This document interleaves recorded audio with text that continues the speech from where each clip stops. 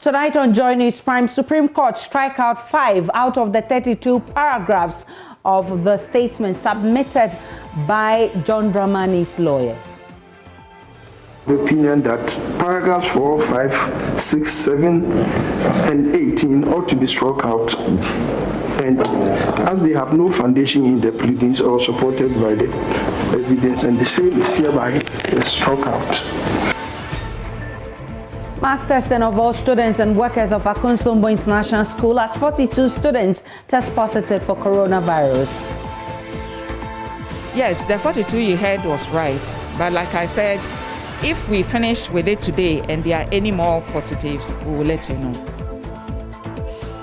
Members of Parliament will from next week not be allowed to receive visitors within the precincts of Parliament to prevent overcrowding in Parliament in the wake of high COVID-19 infections. Members would not be allowed to bring their visitors to the House. In business, Germany sets out new conditions for visas to Ghanaian and African travelers as the Federal Republic battles with COVID-19 variants.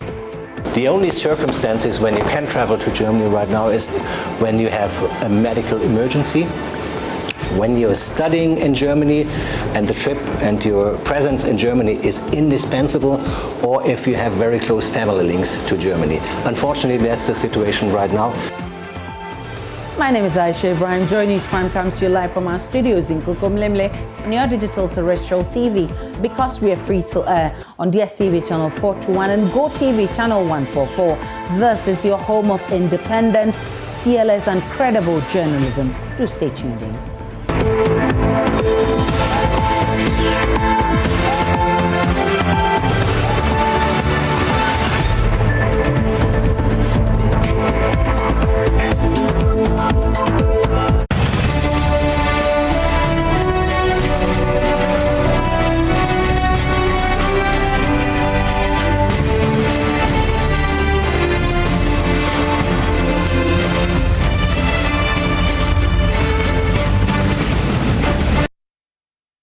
Let's start from the Supreme Court, because 5 out of the 32 paragraphs of the third witness for John Dramani Mahama in the ongoing election petition, Roger Meto-Nuno, was set to be cross-examined today via video link. As we understand, he was unable to attend court due to some health reasons. But even before a question was posed, his witness statement was attacked. Court correspondent Joseph Akablay has the rest of the story. I, Mr. Robert Joseph Meto-Nuno, do swear on this Bible. Do swear on this Bible that the evidence I will give this case. Roger Meto-Nuno is Mr. Mahama's third witness to be cross-examined by lawyers for the respondents. And once he joined the video link on Friday, concerns were raised first regarding portions of his witness statements that lawyers for the respondents contend are not matters that were indicated in the petition that was filed by Mr. Mahama. They specifically attacked 23 parts of his witness statement. The court listened to the legal arguments first. My point here is that for the petitioner to be able to say in his witness statement what we have in his witness statement, it must first point to paragraphs in his pleadings, and those paragraphs must provide particulars. If they don't, and then in their witness statement they throw these things at us because it claims it is relevant when it is not in his pleading, the foundation is not in his pleading, it cannot be accepted. He says, I still cannot believe, and so on and so forth. And my Lord, this again is regarding the credibility of the evidence that he's giving. He says, I cannot believe that because so and so. And he goes back, and my Lord, this is very significant in paragraph 31, if I may say so. He says that since 1992, I have personally represented the NDC and its respective flag bearers in the strong room for various presidential elections. I have always played my part honestly and in a principled manner in election processes in the country, regardless of my own preferences, and been part of election outcomes in which my candidate won and where my candidate lost. My Lord, that is again a witness who is using his experience in order to help this court. We've considered the submissions of both counsel and the testimony and the pleadings in this petition. We are of the opinion that paragraphs 4, 5, 6, 7, and 18 ought to be struck out. And as they have no foundation in the pleadings or supported by the evidence, and the same is hereby struck out. Lawyers for the petitioners are satisfied with the developments of the day, and they said that this is a good step in terms of putting across their case. We were taken aback when they sought to basically throw out the entire witness statement, saying that it was not supported by the pleadings. But as you have seen, I'm sure the court took a different view, and out of the 23 paragraphs in respect of which objection was taken, it was only 5 of them that the court said should be struck out. And for us, that is a great victory. We will not comment on the substantive content of the petition. President Akufo-Addo's legal team, however, disagree. We believe that we are making progress gradually. We are at a point where the third witness will be put in the box, and we'll see whether his argument stands up. What is interesting to note is that when our colleagues don't get a win in the wells of the Supreme Court, when they come, they say the decisions don't make sense, that the court is not being fair to them, etc. But today, you notice that as they got some of their arguments upheld, they seem to think that the court is the best so far. But we'll live to see what is out ahead of us. They describe it as a great victory. And let me explain to you why they describe it as a great victory. They describe it as a great victory because they realize that Dr. Kpetsahoa's testimony fell flat. Hearing continues on Monday, and the main business of the day will be the cross-examination of Rojo Metul-Nunu, who is Mr. Mahame's third witness to testify in the court. For Joy News, my name is Joseph Akable, reporting from the Supreme Court.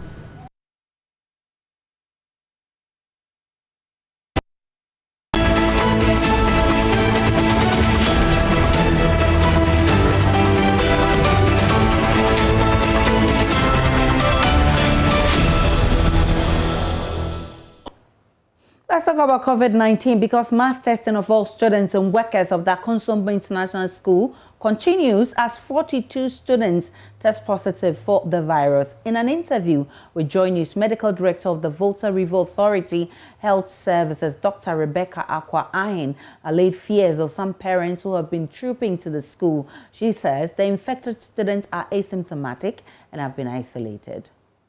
Regular school activities are going on here at the Akosombo International School, where a student has tested positive for the virus. But we are told that it was the parents of the student who first called the school to alert school authorities that they have tested positive for the virus, and it's likely their child is also positive. We are told that after that test, the student tested positive. Contact tracing was done. 500 students were tested, and out of that 500, 42 tested positive for the virus. We are told by school authorities that all the 42 students are currently in isolation. I have been speaking to the medical director of the Volta River Authority Medical Services, Dr. Rebecca Akwa-Ahin. Yes, what you heard is true.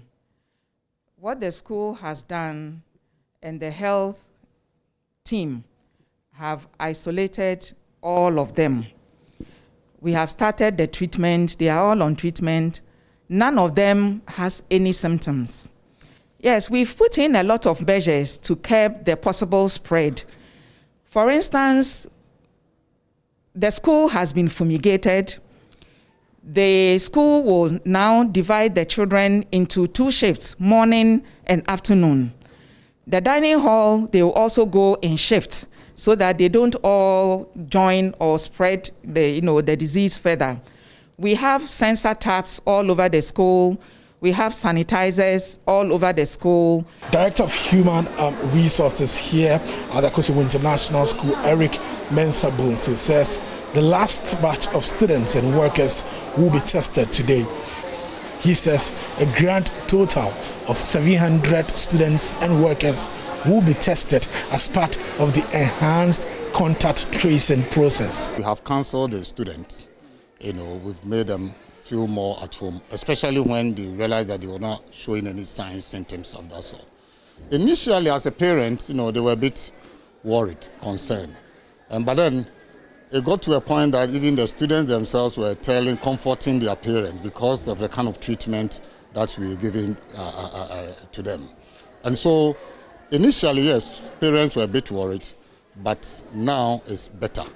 Lead Inspector of the National Schools Inspectorate Authority, John Kweku Agri, has been commending the school authorities for ensuring that all the students wear their face masks at all times. He is, however, not happy with social distancing in the classrooms.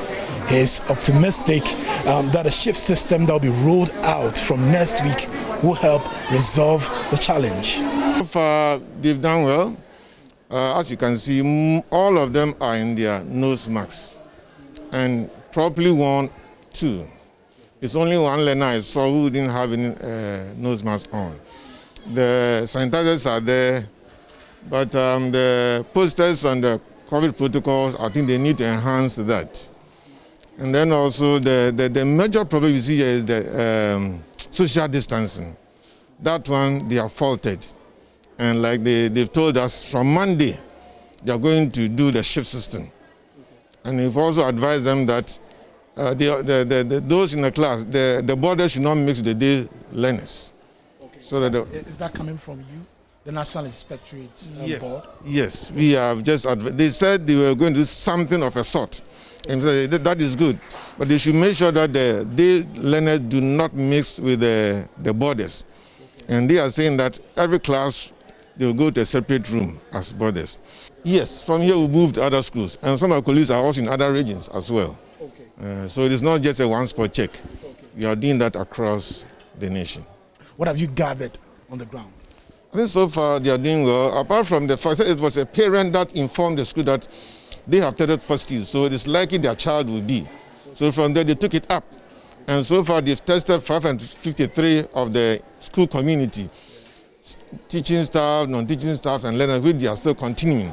And they are in league with the district head directorate. Even when they are under-resourced, they also provide resources for them to help them.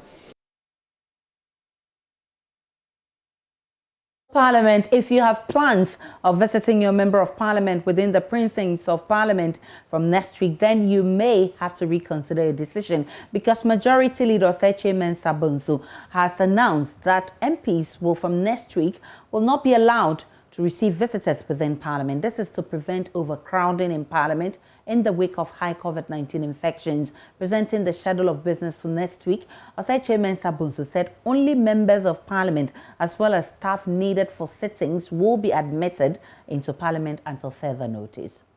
19 testing carried out in parliament and the need for further precautionary measures to avert the spread of the disease. You, in consultation with leadership, have agreed that the House sits only twice a week. Speaker, again, the directive has been given that beginning next week, members would not be allowed to bring their visitors to the House, including their officers. The same directive goes to the staff. And we want to restate the fact that the public would also not be allowed into the public gallery to observe proceedings in the House. Accordingly, the Business Committee has programmed that the House would sit on Tuesday the 9th of February and Thursday the 11th of February 2021. Speaker, members are entreated to take note of the change in the days of parliamentary sittings and avail themselves for business of plenary on the set date. Majority Leader Seche Mensah Bonsu also noted that although the Appointments Committee of Parliament will start vetting President Akufo-Addo's nominees for the various ministries on Wednesday, the committee could be dissolved and a new one constituted depending on the decision the House will take on the new standing orders. However, he emphasized the Appointments Committee as presently constituted will vet the nominees until then. I think for the avoidance of doubt, it's important to state that there is going to be a new configuration for the appointment committee if we come to adopt the new standing orders. And because we are not there yet, the appointment committee in its current nature and shape would then sit on Wednesday to begin the vetting or screening of nominees. And once the reviewed orders is adopted by the House, that committee will stand dissolved. And a new committee will come to replace that committee in the performance of the functions of the appointment committee.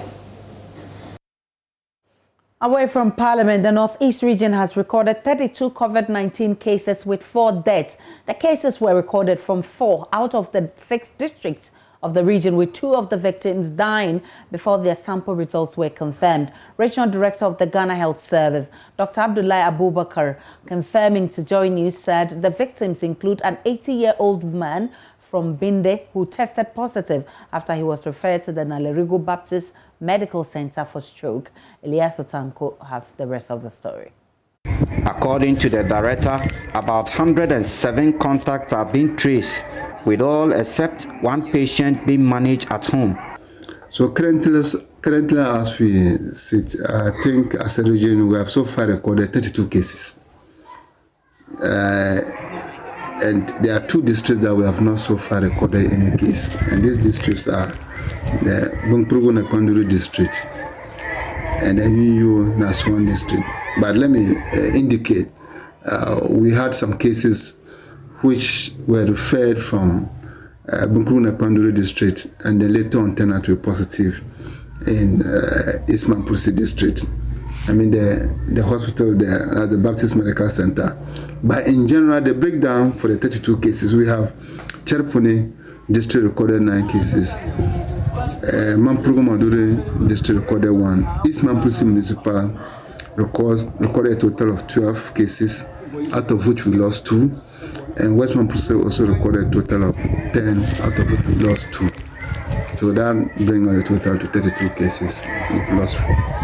But of course, as and when the results come, we'll review the cases and see, and then this figure might change. Dr. Abdullahi used the opportunity to urge residents of the region to abide by the preventive measures and obey the directives by the president to stop the spread of the virus. So my message to the general public is that please, let's abide by the preventive measures. Let's take it up seriously, and let's try to put in practice whatever the president is advising us. So the funerals, and then the outdoors, and then the weddings, people now need to understand that we have to make sure that we limit the number. Meanwhile, Joy News observed many people are still disregarding the safety protocols by refusing to wear masks and practice social distancing. It is a market day in the regional capital, Nalerigo, and all is business as usual in the market, with majority of the patrons not wearing masks, and not a single Veronica bucket was spotted for the practice of hand washing. When asked why they weren't wearing face masks and breaching other safety protocols, some of them responded because they do not believe coronavirus is there. Where was the coronavirus when Nana and John Mahama was campaigning on the streets? For me, I do not believe coronavirus is there.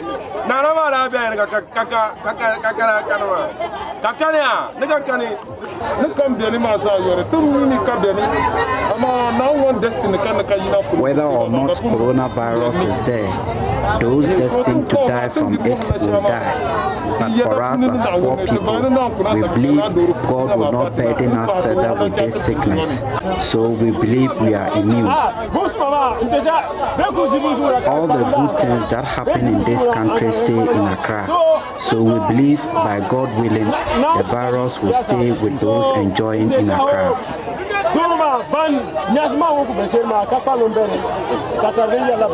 Elias Sutanko reporting for Joy News.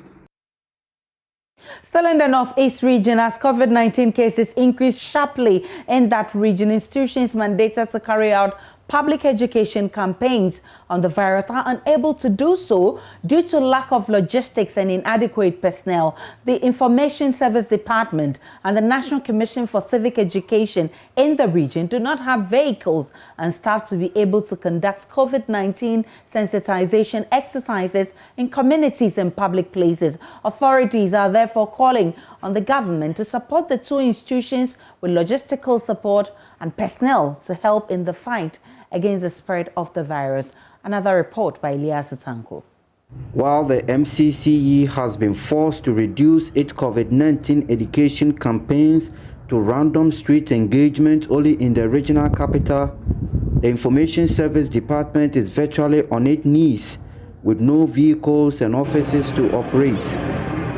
This is the Information Service Department office in the Eastman Prusi municipality. Inside the office, it appears so unkempt and abandoned, with old office chairs, tables, and damaged cables hanging from all corners. The building is said to be facing years of neglect without a single renovation. On our visit, we met a fairly elderly female staff who refused to disclose her identity because she wasn't authorized to speak to the press. But she agreed to allow us film the facility and even requested for an off-record conversation. According to her, the department was yet to receive any direct COVID-19 support from government, and that staff here use their old motorbikes and other resources to conduct official functions without any reimbursement. Similar situation was observed when Joy News visited office of the National Commission for Civic Education. Regional Director of the Commission, Wilberforce Zangina, speaking to Joy News, noted the challenges of infrastructure, logistics, and personnel were affecting the fight against COVID-19 in the region. We have challenge of a means of transport. Looking at the terrain, you need very robust vehicles so that at least you can crisscross the entire region. And as I speak with you this afternoon, we have only 3 vehicles in the region. 2 are serviceable, 1 is not. But the headquarters is aware. The region has recorded over 30 cases with 4 deaths in the last 2 weeks. With over 107 samples under laboratory tests, health officials have anticipated a rise in the figure. Yet many residents across the region still lack knowledge about the virus, while others insist they are immune. They are telling us lies. They are deceiving us. Where is the virus?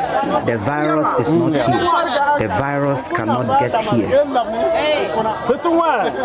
These misconceptions and entrenched position towards the virus, according to the NCCE director, is worrying, and thus call on government to retool the commission to ensure effective public sensitization to curb the spread of the virus. You can even look at the office. You can see this office was established a year ago, and should I even say we are even better? It's not an office, because this is a municipal office, and the regional offices we are better. So definitely it has to affect the output. If you don't have enough personnel, motivated, no means of transport, logistics, computers, and all those things, if you don't have them, definitely you can't perform as expected.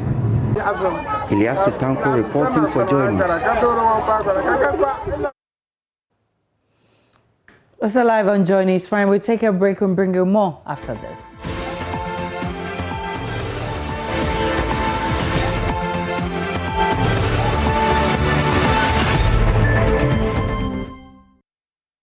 Hello, good evening and welcome to Business. I'm Charles Aitib.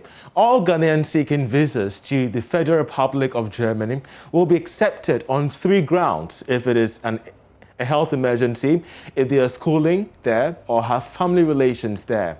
Now, this decision was taken effective February 2021 this year as part of austere measures to contain the spread of the South African variant of COVID-19 in Germany.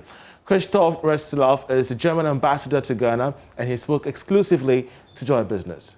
Just a couple of days ago, we have stopped all travel from so-called high-risk countries around the world. High-risk countries, I think we have 7 right now. Among them are, for instance, South Africa because of the mutation, Brazil, but also countries like Portugal, Ireland, and the United Kingdom. Ghana is not among these countries so far, but having said that, I must add that normal tourist visa, Schengen visa for Europe, the European Union or Germany are not issued at the moment. So tourist travel and non-essential travel to Germany for the moment is not possible. The only circumstances when you can travel to Germany right now is when you have a medical emergency, when you're studying in Germany and the trip and your presence in Germany is indispensable, or if you have very close family links to Germany. Unfortunately, that's the situation right now, like in most other European countries too.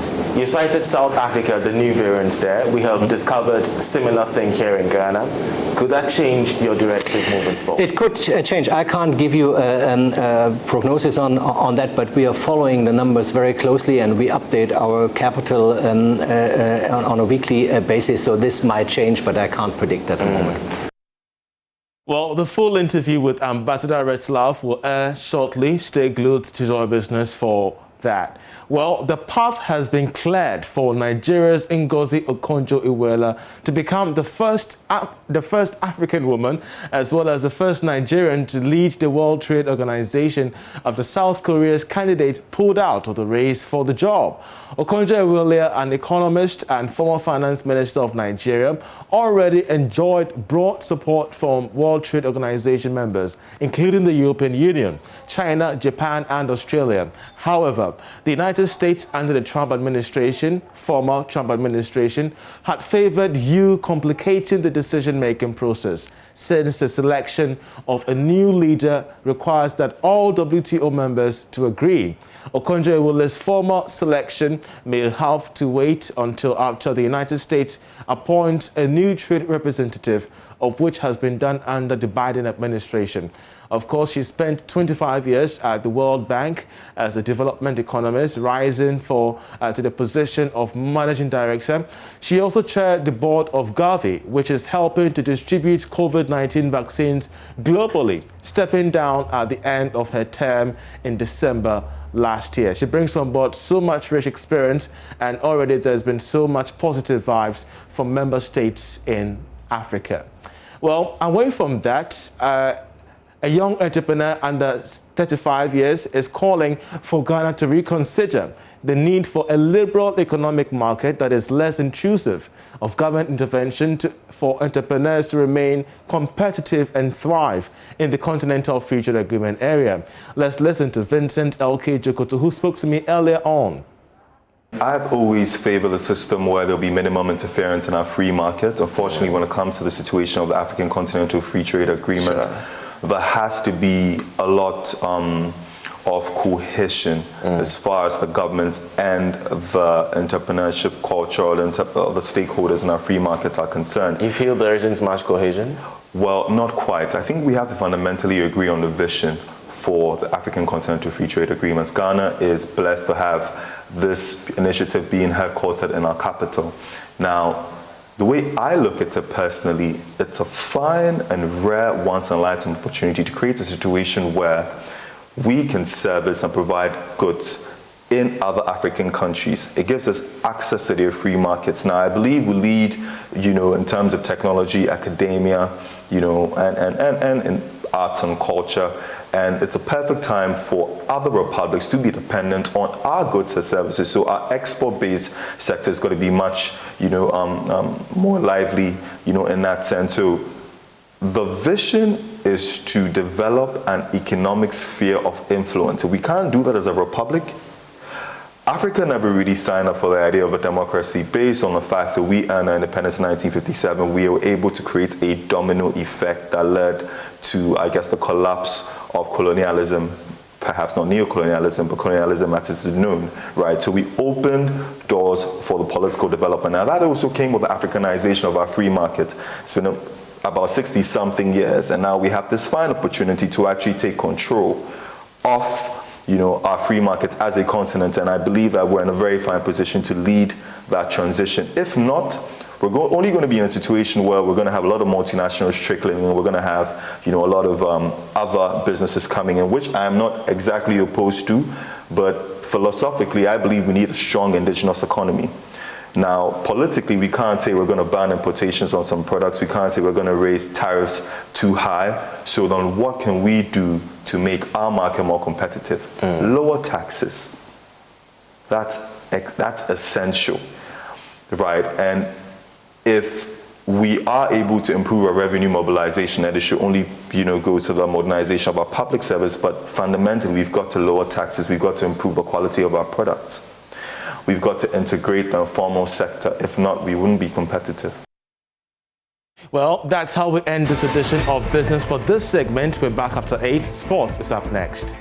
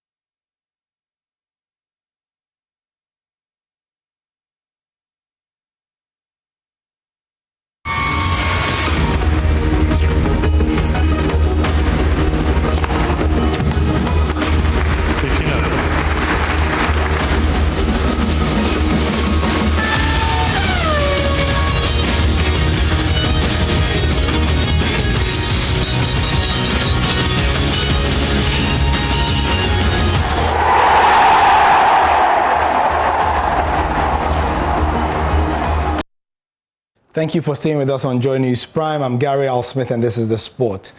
The Communications Director of the Ghana Football Association, Harry Asante-Twum, has explained why their football governing body banned Hearts of Oak and Mideama from playing matches at home with supporters. He spoke to my colleague, Mubarak Haruna. First of all, spectators must not be allowed to enter the stadium without nose mask. Secondly, there should be Veronica buckets at the entry of every stadium where supporters or spectators will be given the chance to wash their hands and then clean it with tissue before they enter the stadium. And then once they are in the stands, it is a responsibility of the clubs to ensure that they adhere to the social distancing.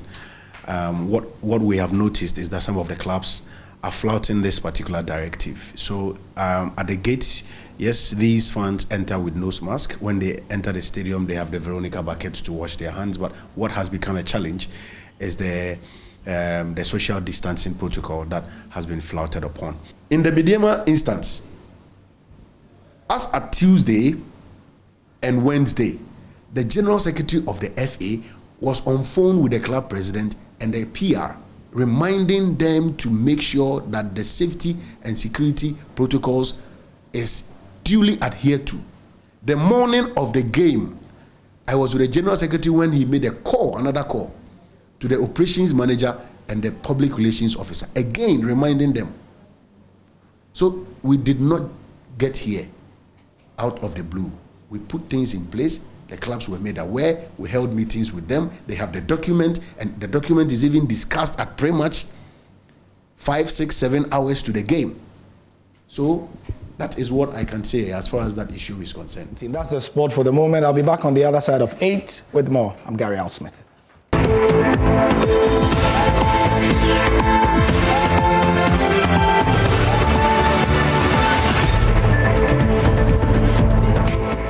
And it's time for Showbiz. Becky is here with the very latest. Hello, beautiful girl. Hello to you. It's a Friday. Today my lineup is full of music. And so, but let's start with Jesus. Bless you, Lord Jesus. Amen, amen, and amen. The anointing, Aisha.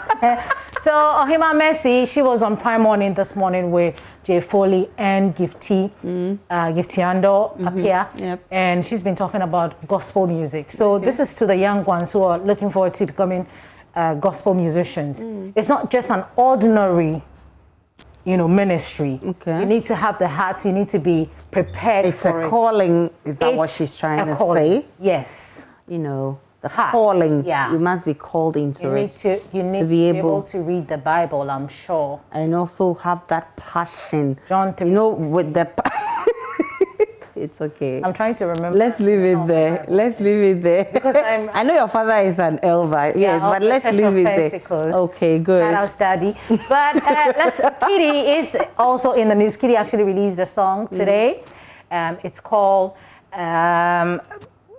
Spiritual. Okay, so from one spirit to another. So a lot of people are saying, oh, spiritual. What do you mean by spiritual? Is it a gospel song? What exactly is the spiritual song about? From Kitty. It actually features Kwame Yuji and Pato Rankin. Oh, this so y'all guy, go. This guy. But why is Kim Promise? There used to be 3. You love Kim Promise. Yeah, I should call Kim Promise for you one of these days. Hello to you. What's his Ghana name? He has a Ghana name. Oh, he does. Well, but shout out to you, Kim Promise. We love you. So from another song to another song. So from spiritual to one God. Okay. Stonebwoy has released the first song for the year. It's like the first ever song. And is it gospel? No, it's not gospel. So if he says one God. One God. He's just, saying that I love you, all my fans across the world. Thanks for supporting me. This is for you. It's a new 2021, and I'm just giving you this to start with. To understand this. I mean, were you there when he was putting the lyrics together? No, so we're going to learn a little bit of karaoke. It's a Friday. I shall release. Okay. Just bring down your head. Okay. All right. So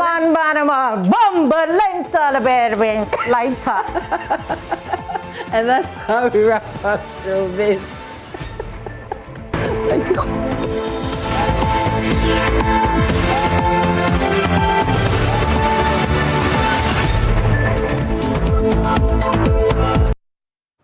Welcome back to Joy News Prime. To the rest of our stories, importers and transporters of tomatoes hit the street of Kumasi on Friday in a demonstration over what they say is persistent robbery attacks on the Kumasi-Bolga-Burkina Faso route. They're embarking on an indefinite strike where all their vehicles will be grounded. Prince Apia joined the demonstration and has filed this report. Behind me are members of the Ghana Tomato Traders and Transporters Association, and they are singing war songs. Their reason is that one of their members have been killed on the road to Burkina Faso to import tomatoes. Between Kintampo and Paga is where the attacks happen because there are too many speed ramps on the roads.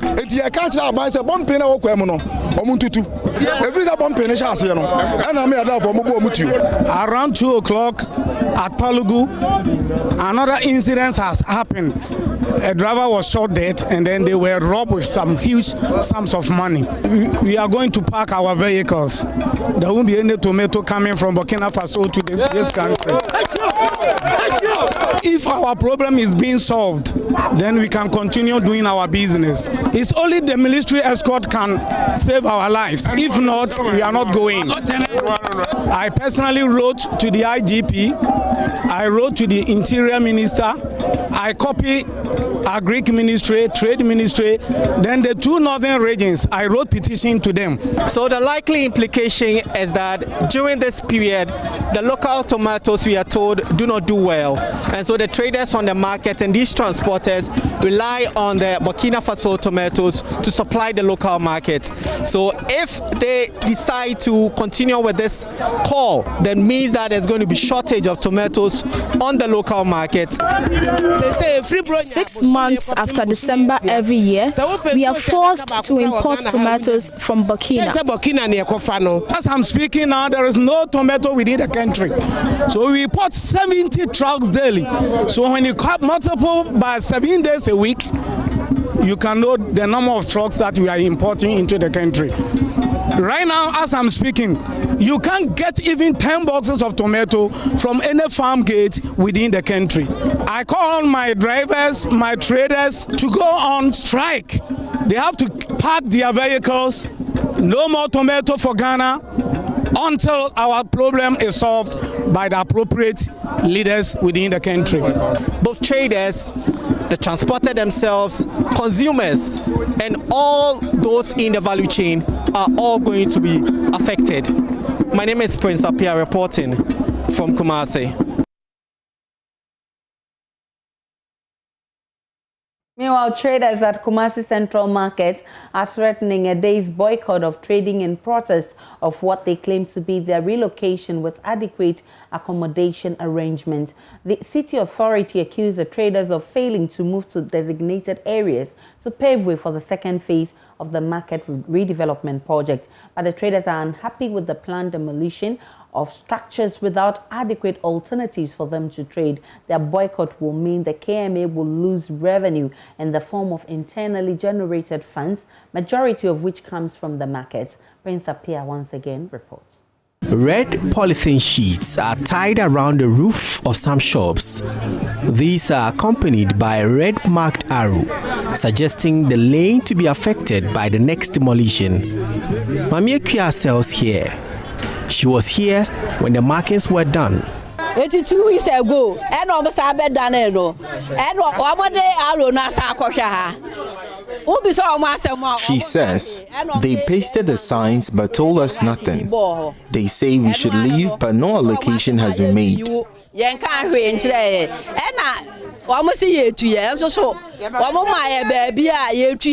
Another lane in the market also has an extension of the red arrow marks. Antiama is the owner of the shop. I haven't received anything. They just marked the stalls, but I received no information from them. No answer. Between the first marking and this one are tabletop traders and those in stalls. All these traders claim they have had no communication on their relocation. Other traders to be affected by the relocation are trading close to the demarcated area. Now all of a sudden, Mumaya baby na fe mutu ye na mutu ye akoyenfa crow from Jamuke crow from Jamuye a race course muye. No market has been completed. Where then do they intend on taking us? I can't trade on the streets because I own a stall here.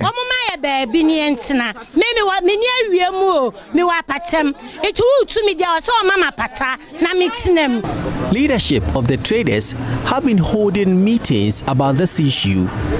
They explain the city authorities are not treating them fairly. We have met with them. We are waiting for their feedback. Unfortunately, it becomes dicey. We'll meet you today, we'll meet you tomorrow, we'll bring you feedback today, we'll bring you feedback tomorrow. We realize they are lying to us. We just need the authorities to come to our aid. We are Ghanaians. Kumasi is part of Ghana. It happens in other regions and they go quickly to respond. Leadership of the traders have been going around the market mobilizing their members for a protest in the week ahead. General Secretary of the City Market Traders Union, Richard Buamwatewia, says they will embark on a day's sit-down strike. Yes, I know the KM is going to lose their revenue, but then if it continues, if after that one, we give them a few days, we don't even be up to a week. If they don't do anything about it, we are going to go a whole week sit-down strike, and we are even prepared to do more afterwards if nothing is done about it. Mr. Buamwatewia says they will only move if city authorities meet them with a favorable plan. We have not been designated any place at all. We have the full staff sellers that the mayor told me himself that he has given them a place at the race course, so they will go there. But these are people who are in the midst of stores. If you are going to barricade those places, how do you expect those in the shops to also go about their business? We are not stopping him from anything. We are not allocating any stores to anybody who is in the shop.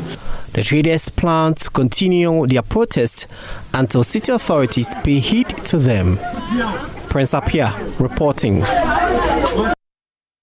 Some roads in Accra have now become prone to accidents as a result of dysfunctional traffic lights, putting motorists and pedestrians in danger. Judith Awachitando reports road users in Kokomlemle and cantonments are worried about the situation.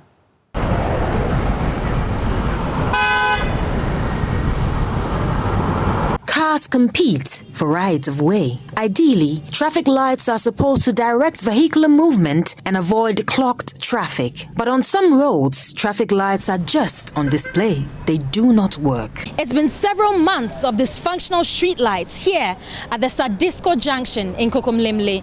This situation is putting most motorists and pedestrians at high risk of accidents. Just a couple of days ago, there was a near head-on collision right here on this junction. Regular users of this road say that they fear for their lives. Traffic light with the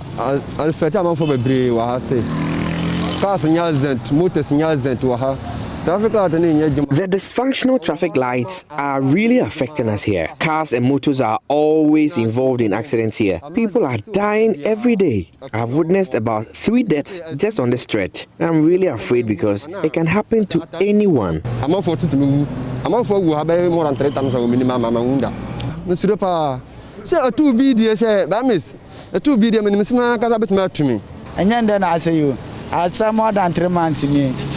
These lights have been dysfunctional for over 3 months. Instead of the police to direct the traffic, they are rather arresting us unnecessarily.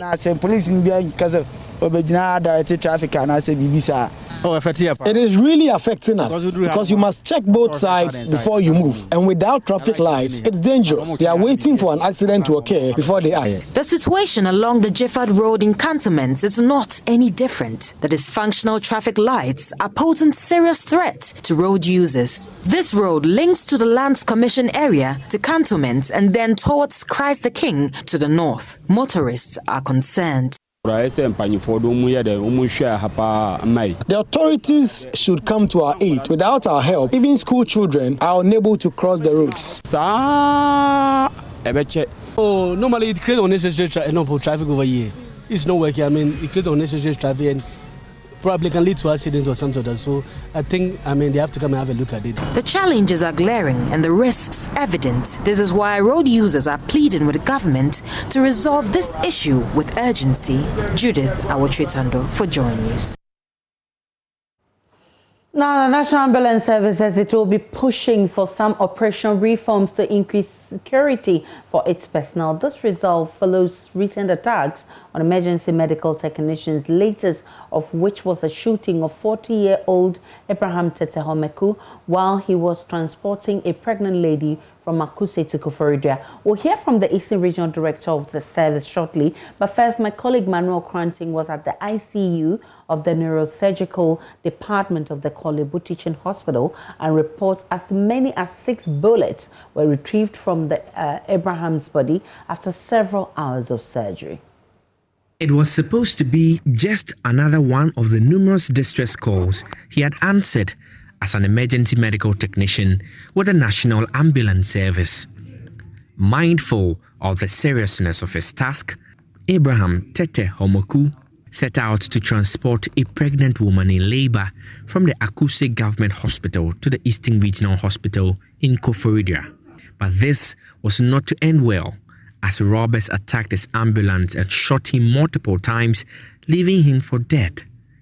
A journey which started with him transporting a patient on Thursday dawn ended with him being driven to the Korle Bu Teaching Hospital. Injured and had been brought in unconscious and not being able to breathe, with gunshot injuries right from the head through the face into the chest and into the abdomen. And so we all rushed there. I joined them. As bad as his condition was, it would take more than 10 specialists to stabilize him. It was very bad. We had to put him on a ventilator, a transport ventilator. We secured his airways with an endocardial tube and then put him on a ventilator and started giving oxygen whilst we were giving high fluids to stabilize him. In fact, it was all hands on deck, and virtually every staff in the emergency came over for us to stabilize him. There were a lot. In fact, over 10 specialists have been involved in this case. Over 10 specialists. In fact, you have specialists from radiology, from anesthesia, from neurosurgery, from cardiothoracic, from emergency medicine, from orthopedics. And then you have emergency nurses, plenty of us, were with him, including even the DDNS was there. We were all there. So everybody important was there. Yes, you have over 10 specialists taking care. Because Abraham's father, Mr. Gilbert Homeku, after seeing his son at the neurosurgical ICU, struggled to hold on to any hope of his survival. You saw him? I saw him, Philip. I saw him. Tell me, what did you see? How was he? In a serious intensive ICU, intensive unit. That was where he was put on. All machines, mouth, ear, everything. He even could not open the eye because they plastered the eye, the ear, everything. It's serious. How does that make you feel as a father? I don't have any hope. But now that the doctors are telling me to have hope, in the name of God, I may have hope, but I don't have hope. But his wife, Dora, is unwavering in her belief that, come what may, the father of her 2 children will slam out of the situation even stronger. Because I know the Lord I'm serving. You never put on to shame. You know, you don't wake up. You wake up. You wake up. You will not die. That's what I believe it. That he saved a lot of people's life. So he will not die like that. My husband will not die like that. Now, I believe myself and I believe God that God can do anything. And I say, you know, so I believe. And I will not say any tears here because I know I'm working with somebody. Angels. They will guide me. He will not die. He will never die. We are with you. We are with you in that. And take heart. We are all waiting for him to wake up, and we'll be here with you when he eventually wakes up. Okay. Thank you. I'm pleading with everybody to do everything and save his life. Want the nation to join you in prayer? Oh yeah. and I believe in God. Yes. Thank you. Great, so that's my interaction with the wife of Mr. Abraham Tete. And you heard her say that she believes indeed that her husband will not die and that he will wake up. That's the belief that he has. It's a call to the entire nation to join them in prayers as they wait for Mr. Abraham Tete to slam out of that coma. From here at the neurosurgical ICU at the Korle Bu Teaching Hospital, my name is Manuel Kranting for Joy News. Surely must not die for trying to save another's life. Now we can hear from the Eastern Regional Director of the National Ambulance Service, Michael Ghani, who says the increasing number of violent attacks being visited on personnel of the service calls for a review of the operational protocols, which is being considered. This is not the first time. This is not the first time. We have had incidents of robbery attacks on the personnel of the National Ambulance Service. You can talk of the Nadoli, you can talk of the Funsi, you can talk of Wa and even Dambai and all places. You know, it do happen. Yeah, it do happen. Even just last month in Greater Accra here, our men were dispatched to a residency for a case.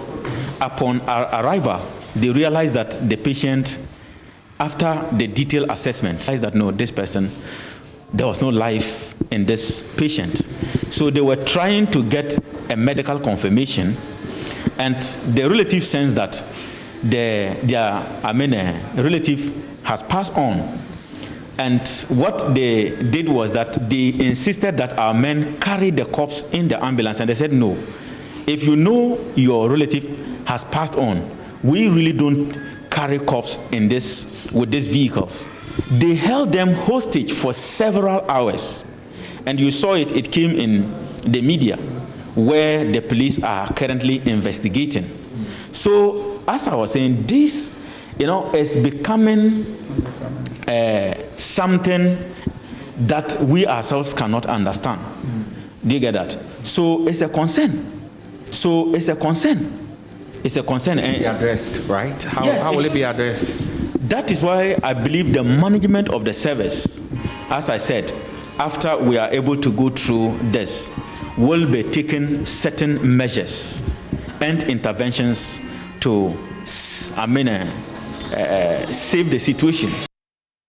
Let's stay on health issues because over 15,000 Ghanaians died of cancer last year. That is according to the Global Cancer Statistics GlobalCan 2020. The Global Cancer Mortality and Prevalence Report indicates more than 24,000 new cases are recorded in the country annually. President of Breast Care International, Dr. Beatrice Wiafe Adai, says common cancers such as breast, liver, cervix, and prostate are the cause of these deaths. She was speaking at an event to commemorate this year's World Cancer Day. Joy News' Mahmoud Mohammed Nuruddin was there for Joy News. The 2020 figures show liver cancer recorded 3,166 deaths and prostate cancer caused 1,117 deaths in the country. Dr. Beatrice Wiafe Adai says cancer cases have increased since 2018 and therefore needs serious attention. In 2020, 2,000 people died from breast cancer, whereas in 2018, 1,800 women died from breast cancer. So 200 people have added on to the deaths allocated to breast cancer. Liver cancers, 3,452 people, mainly men, were diagnosed with liver cancer. And out of this, 3,166, almost all of them, 3,452 were diagnosed and 3,166 died unacceptable. Cervical cancer, 2,797 diagnosed, 1,699 died. Very high. And prostate cancer, for only men, 2,129 diagnosed, and 1,117 died. These are serious matters. Dr. Uyafiadai observes breast cancer remains the #1 killer among cancers.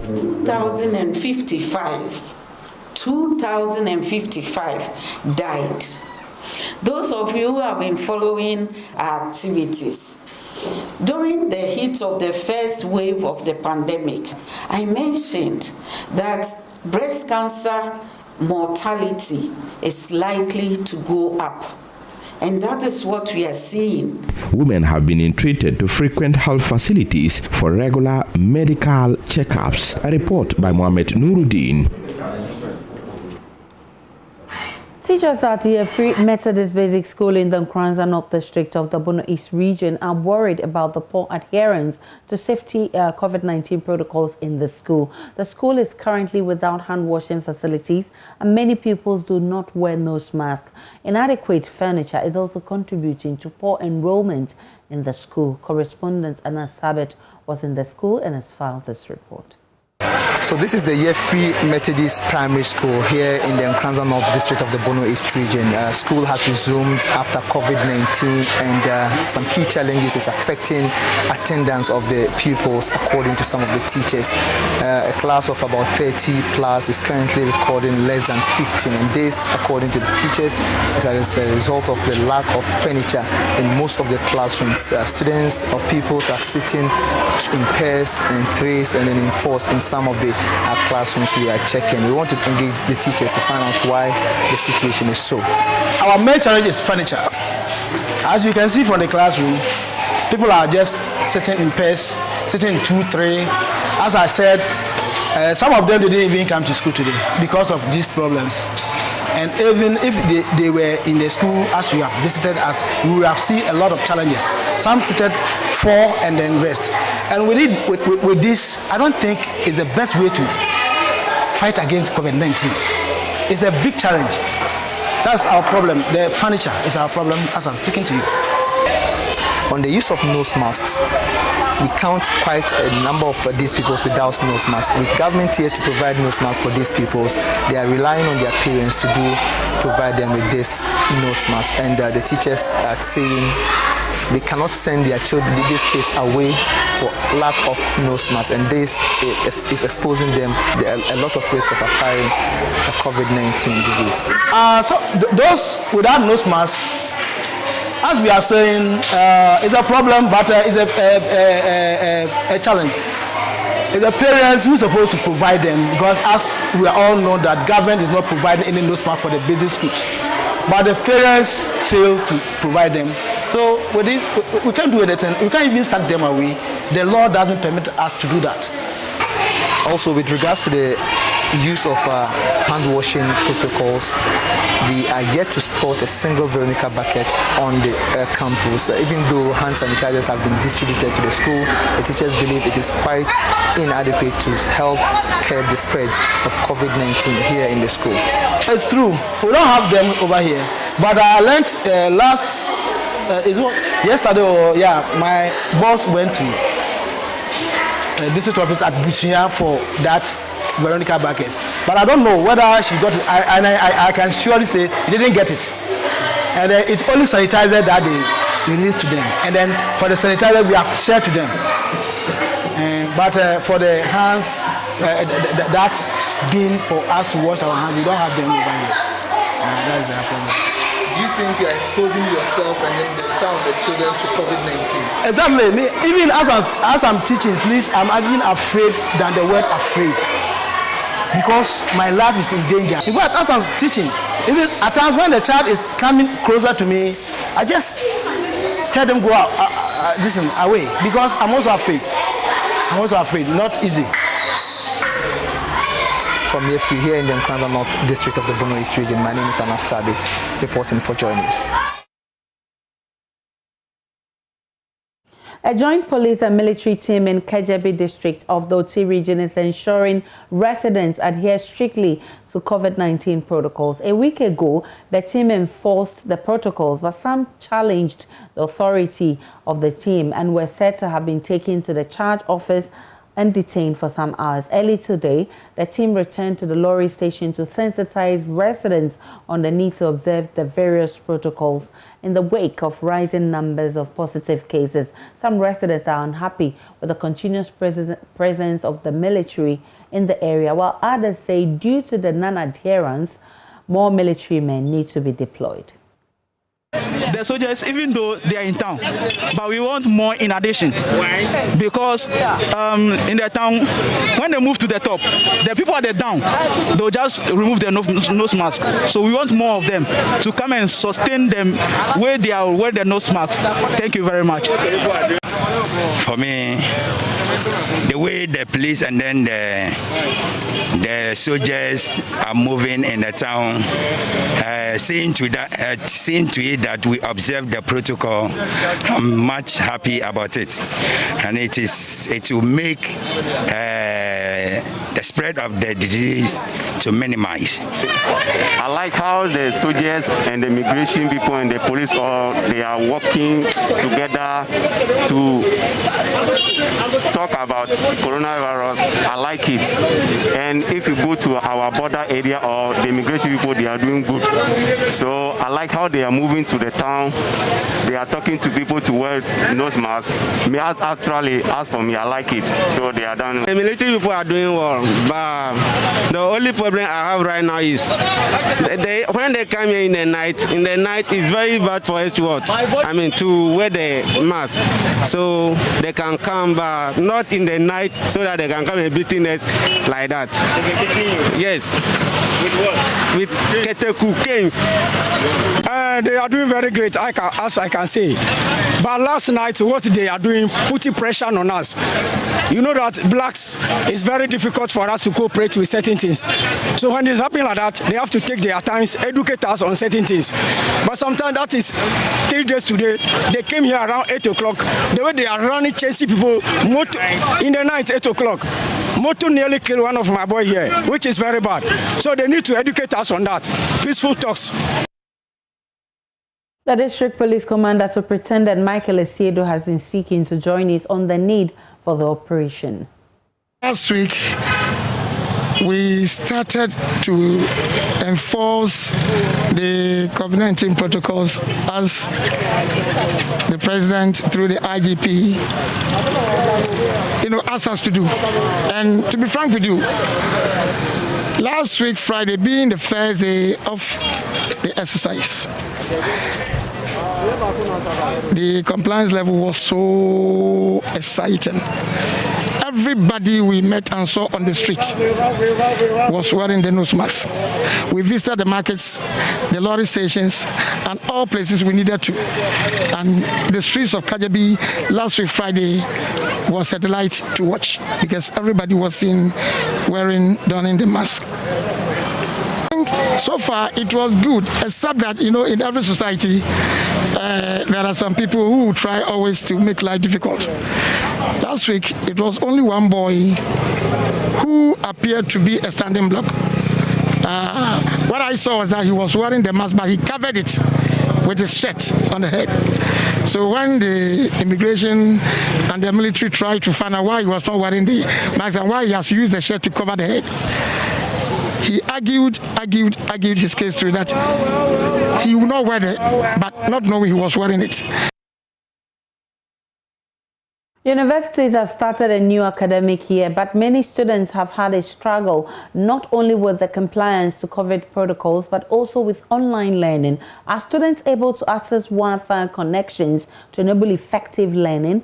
Judith Aboshetando reports from the University of Ghana that they are yet to cope with the new mode of learning. They are also largely concerned about poor internet connectivity. COVID-19 has changed many things, from the wearing of nose masks, no handshakes and hugs, and basically an end to communal living and even the mode of teaching and learning. We can't see the virus, we can't feel it, we can't touch it, but it's there. So you always, your life is now pinned to the nose mask. Schools in Ghana, just like elsewhere, were used to face-to-face interactions prior to the pandemic. This has changed. Online learning comes with a cost. Costs of data, gadgets, and many others. In the University of Ghana, the school is running a full-blown academic semester online, which gives students no other option than to grapple with access to Wi-Fi connectivity. But is this really the situation? At first, the online studies was a good thing. But when we get to school, we realize the Wi-Fi is not that much strong. So you'll be in class and then the network will be up and down. My affiliation was Legon Hall Annex A. And trust me, I'm seriously facing this Wi-Fi connection. When we were coming to school, initially management told us that there will be strong Wi-Fi connection on campus. But when we came, there's nothing like that here. A level 100 student who contacted me that his Wi-Fi connectivity is very poor, and for that matter, he has been buying data for a day 30 Ghana cedis. Like now, I'm having a class. It's not so well for me. So we are finding it a little bit hard, but we are managing. Bad internet on campus means extra costs to students. Financially, you see, the parents in the house, maybe when you tell them, they will not really understand you. So you have to maybe use your own pocket money and those things to do it. For a week, I can say I spend almost 200 cedis, yes, on data for a week. I'm a student, and if let's say they give me 100 cedis or 200 cedis per month, and I'm to use 25 Ghana cedis every week for credits, that means I don't even get some for my own upkeep. The students' leadership is worried. Kwame Ntofianko is president, leading the school student union. We had a meeting last week, and in our meeting, we made them understand that before students had come to campus, they gave us the assurance that it would make the system perfect. But as it stands now, we've not seen, the Wi-Fi expansion come to fruition as we actually anticipated. But they should try as much as they can to ensure that they improve upon the Wi-Fi connection on campus. That is why we gave them a timeline between last week, Friday, and probably by the close of this week. So let's see how far that would go. But we would make sure that they will do as they have promised us. In 2020, the school provided some data services for online learning while schools were shut down. As to whether this system will be reinstated remains unknown. Judith Awotritando for Joy News.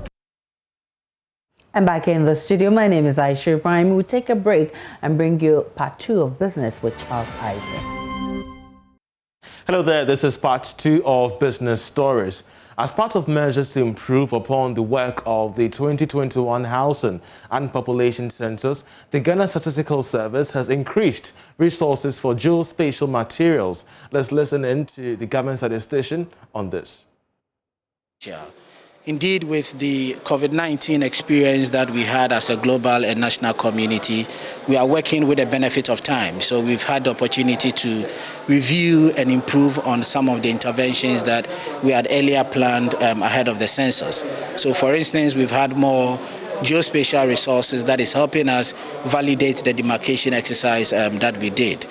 Moving into the area of financial preparedness, prior to the COVID-19, as we indicated, the government had provided resources through a World Bank facility for the conduct of the 2021 population housing census.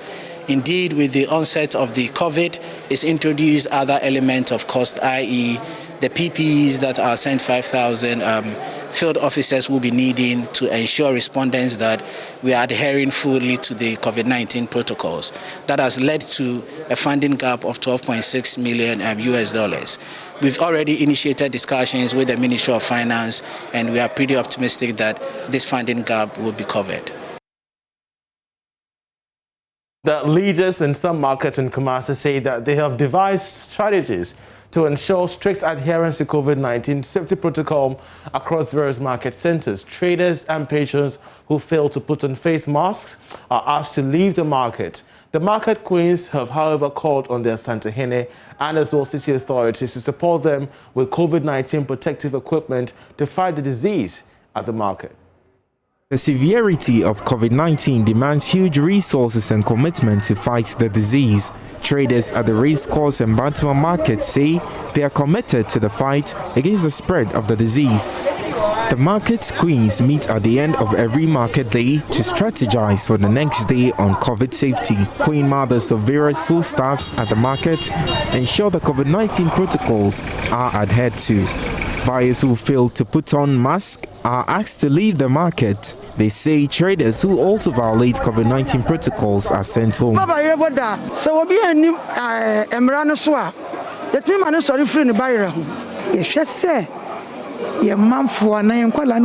elderly women and head porters all wear masks. She says in this lane, we ensure everyone observes the safety protocols. We have asked traders to refuse to sell to those without it. We sensitize anyone who comes here.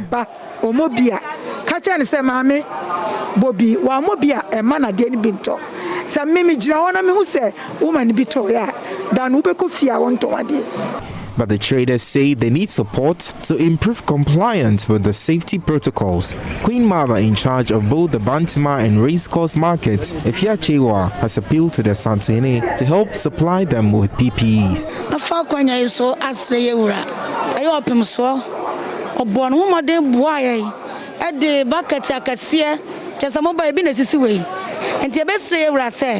I am appealing to the Asantehene to come to our aid, just as he did before.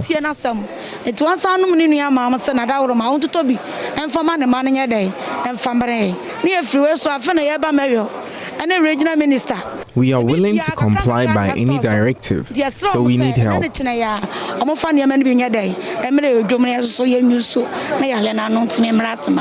The traders say they will begin the shift system starting next week.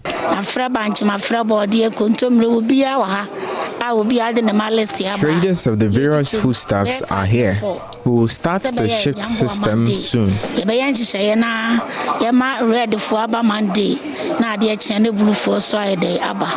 Reporting from Kumasi, Emmanuel Osei. And back here in Accra, the director of the Institute of Statistical, Social and Economic Research, ISEP, Professor Peter Korte, has called for a collaboration between academia and industry to bridge the skills gap within the various sectors of the economy. According to him, this will facilitate rapid economic growth that is presently doing and also help address the menace of youth unemployment. He spoke to Joy Business. The study focused on agro-processing and tourism, and that is where they collected data and analyzed, and very interesting findings were made. One is that these industries have potential for generating employment, for reducing youth unemployment. And then there's also the issue about the skills gap.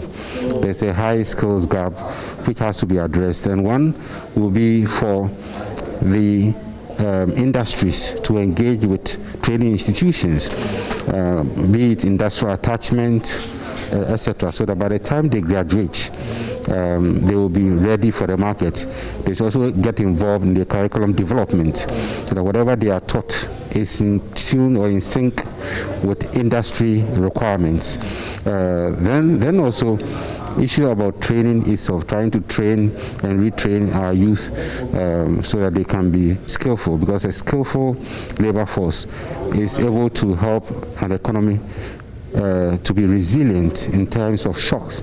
So, for instance, when we had COVID, you could see some pharmaceutical industries and other sectors basically being able to manufacture PPEs and many other things. Same way we saw in the US, for instance, we saw IBM moving into manufacturing of ventilators and many other things. So we need to develop the skills so that they will be resilient. For business, the second part of sport comes up next with Gary L. Smith. Stay.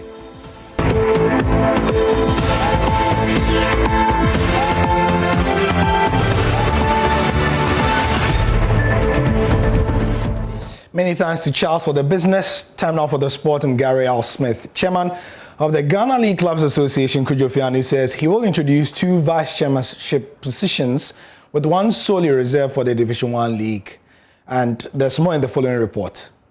Fianu was re-elected chairman of the club's welfare body for a second tenure late last month. He's calling on members to be united to ensure his tenure is a success. We'll have to mend them if really we want to make progress. That's why I said I'm going to extend a hand to all the contestants. I'm going to call all of them. I'll call Mr. Isaac Kumsin. The elections are over, the competition is over. Our agenda now is to build Garka. So definitely I will extend hands to them to ensure that yes, they all come on board. Kojo Fianu says he will rolling out policies that would ensure that all members of the Ghana League Clubs Association have a representative at the decision-making body of Garka. Notably, amongst the policies to be rolled out would include 2 vice chairmen, with the first vice chairman reserved exclusively for a Division 1 representative. My challenge now is for Garka members to accept the association as their own. We should not wait until elections before we attach so much importance to the association. I believe that if we bring all of them on board, why not? How do you bring them on board? Through group policies that will be acceptable to them. The junior or the lower divisions have always been complaining. If I should get that endorsement, that is trying to fine-tune our constitution, I want us to go back to those days that we had 2 vice chairmen. The first vice chairman coming exclusively from Division 1, and then the second vice from Premier. Fianu beat off competition from Isaac Kumsin, a former vice chairman of the association. Ghana and Columbus Crew defender Jonathan Mensah says he is the best in the country despite the lack of call-ups to the Black Stars in recent times. Mensah, a 2009 FIFA Under-20 World Cup winner, has been on the periphery of the senior national team and the technical handler since the 2017 AFCON that took place in Gabon. Now, last season, he played every single minute as his team, Columbus Crew, won the MLS Championship, but never had the chance to play for the Black Stars. And despite all this, he has no reservations about the choices of the coaches. Mensah has been an integral member of the Black Stars since breaking into the scene following Ghana's World Cup success at the U20 level in 2009. However, since completing a move to the MLS, Jonathan has had fewer opportunities of playing for the senior national team, the Black Stars. I wouldn't say I regret any decision that I made based on me moving to the MLS. And I don't think I sacrificed anything for the national team. I'm always sacrificing personally, but I don't believe me moving to the MLS. I sacrificed my national team playing time for anything else because I want to be in a place where I'm doing well so that the national team will call me and I'll come help the team. So if that move pissed someone off, they didn't have my interest in being part of the team, that is not my problem to think about or to solve. The last time Jonathan was invited to the senior national team was the 2019 African Cup of Nations stage in Egypt. He since not had an opportunity of being called up to the 4 times African champions, despite playing an incredible 100+ matches for Columbus Crew. The 2009 U20 World Cup winner believes he's still the best defender in the country and has never had any reservations about players called up by the technical team. I'm still, the best defender in the country. I have never had an issue with any call-up they've invited or they've announced because even though I'm part of the team as a player, if I don't get the call-up, I'm now a fan. I'm still a Ghanaian, so I have to always support the team, pray for the team, because if the team is doing well, people outside will say, hey, you're from Ghana, right? Oh, your team is doing so well. So I rather have that than to be disappointed, to be angry, and that doesn't help. So I'm always in a place of peace and joy if I see the team do well, the team progress to the next level. So the same way, if I'm on the team, I'll have the same feeling. So it's always the same thing for me. The next matches of the Black Stars will be on March 22 when they play South Africa and Sao Tome and Principe in the last hurdle of the AFCON 2022 qualifiers. Right, so there's Ghana Premier League action. There's match day 13. Let's take a look at a few stats and then the larger picture of what to expect around the world. As Hearts play this weekend, remember that they have failed to win all their away games in 2021. They've drawn twice and lost once. And on match day 12, when Justice Blaise scored for Mediama, he was man of the match. And he was also man of the match in Kotoko's January 2020 win against Hearts. Before the last time, he won man of the match again against Hearts. So he seems to like scoring and winning against us. This week in global football, tomorrow there's Aston Villa versus Arsenal.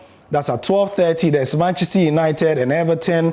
And there's Liverpool versus Man City. That's on Sunday. That's the big game. You can get live commentary on Joy FM for that. And then tomorrow in the Serie A, there's Juventus versus Roma. In France, there's Marseille versus PSG. The Classique. There's Huesca versus Real Madrid on Saturday in La Liga. And Real Betis versus Barcelona on Sunday. Now, 2021 is a busy month of football. We saw Spurs versus Chelsea yesterday, of course. On Sunday, we see Liverpool versus Man City. On the 9th, we see Juve versus Inter. They've already played. That was on Wednesday. But we'll see another one. And then we have the Club World Cup final on the 11th. Then on the 13th, there's City versus Spurs. Tantalizing. Asante Kotoko will give Ghanaians a Valentine's Day treat. On the 14th, as they play at Tan Setif. On the 16th, there's Barca versus PSG. On the 20th, there's the Merseyside derby. On the 21st, the return leg in Algeria between Setif and Kotoko. And then on the 23rd, there's a Champions League game between Atletico Madrid and Chelsea. On the 28th, there's Chelsea versus Manchester United. And then on the 28th, there's Kotoko versus Hearts. It was supposed to be on Valentine's Day, but because Kotoko were supposed to play in Africa, on the 28th, we have Ghana's big game. So that's the month of February. Keep following Joy Sports for all the updates throughout the month. This weekend, there's more coming up. I'm Gary Alsmith. Thank you for your time. Bye-bye.